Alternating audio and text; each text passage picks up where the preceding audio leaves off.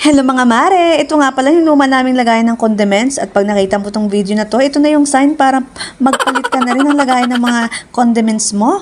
Ito nga, murang-mura lang nabili ko sa Shopee. 35 pesos nga lang ang isa niyan mga mare at free shipping pa. Ang kagandahan nga dyan mga mare ay hindi siya kinakalawang kasi nga bubong na to o glass na to. At syempre ang kagandahan pa may stainless na nakabalot sa kanya sa gitna ng bubong.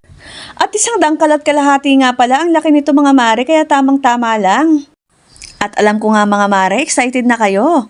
Alam kong gusto niyo nang makita kung anong itsura pagka nalagyan na natin yan ng mga toyo. O tara, simulan na natin.